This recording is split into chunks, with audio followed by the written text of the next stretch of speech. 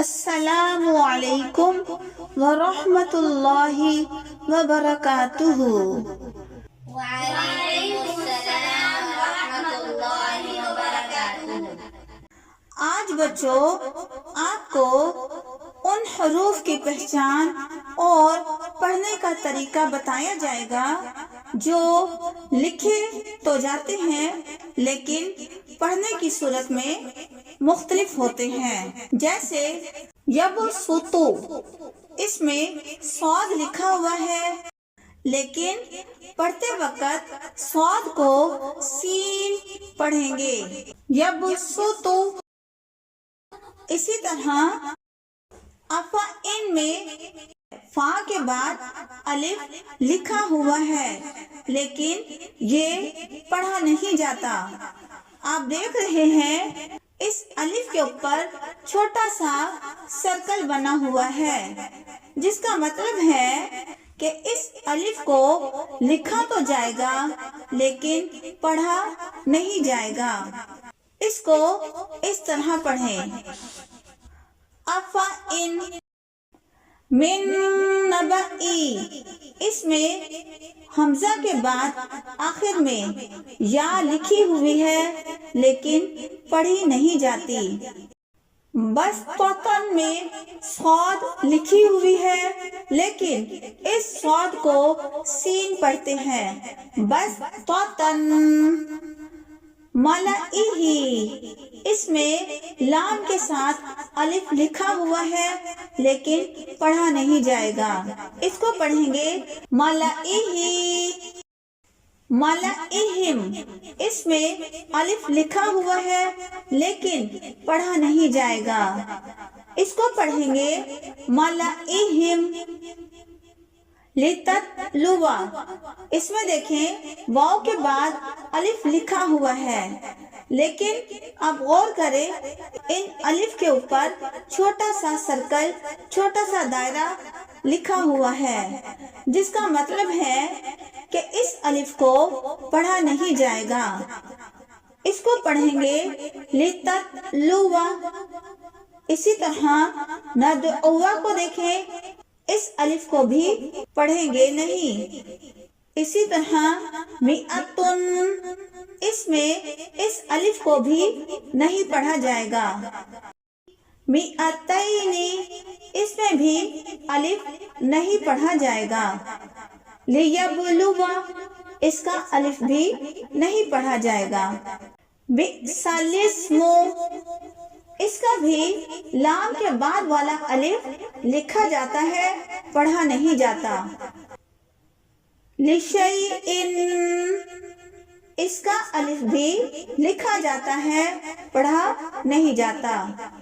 بِأَيْدٍ، بِأَيْدٍ کو اس طرح لکھا جاتا ہے لیکن صرف ایک یا ہی کو پڑھا جائے گا۔ تیأسو، اس کا الف بھی لکھا جاتا ہے، پڑھا نہیں جاتا۔ ییأسو، اس میں الف بھی لکھا جاتا ہے، پڑھا نہیں جاتا۔ بِأَيِّکُم، اس لفظ کی یا کو لکھا اس طرح جاتا ہے لیکن بِأَيِّکُم پڑھا جاتا ہے۔ لَأَذْبَحَنَّهُ، اس میں دیکھیے زال سے پہلے جو الف ہے یہ لکھا جاتا ہے لیکن پڑھا نہیں جاتا۔ یعفو، واو کے بعد والا الف لکھا جاتا ہے، پڑھا نہیں جاتا۔ نبلو، اس کا بھی واو کے بعد والا الف لکھا جاتا ہے، پڑھا نہیں جاتا۔ لیربو، اس میں بھی واو کے بعد والا الف لکھا جاتا ہے، پڑھا نہیں جاتا۔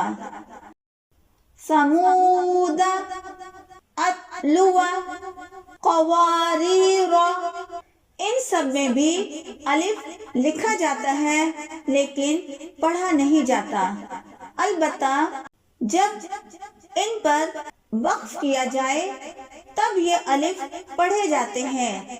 اگر وقف نہ کیا جائے اور روانگی کے ساتھ پڑھتے چلے جائیں تو پھر یہ الف پڑھا نہیں جائے گا۔ اسی طرح سے کچھ الفاظ ایسے ہیں جن کا الف وقف کی صورت میں پڑھا جاتا ہے، لیکن جب انہیں ملا کر پڑھا جائے تب وہ الف نہیں پڑھا جاتا۔ جیسے انا، لفظ انا میں نون کے بعد والا الف لکھا جاتا ہے، پڑھا نہیں جاتا، ہمیشہ انا ہی پڑھتے ہیں۔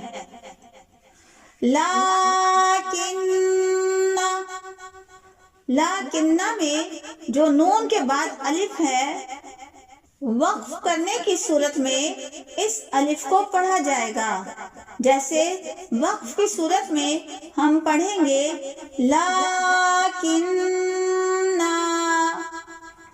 لیکن اگر ہم نے ملا کر پڑھنا ہے، وقف نہیں کرنا، تو اس صورت میں ہم یہ الف نہیں پڑھیں گے بلکہ لیکن اگلے کلمے کے ساتھ ملا کر پڑھیں گے۔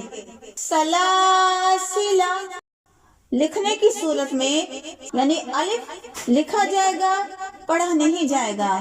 پڑھنے کی صورت میں سلاسلہ اور وقف کرنے کی صورت میں سلاسلہ۔ اگر اگلے لفظ کے ساتھ ملا کر پڑھیں گے تب یہ الف نہیں پڑھا جائے گا۔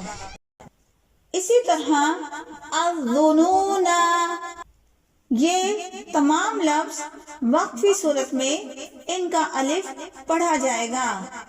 وصل کی صورت میں ہم پڑھیں گے الظنون اور وقف کی صورت میں ہم پڑھیں گے الظنون۔ وصل کی صورت میں الرسول، وقف کرنے کی صورت میں الرسول۔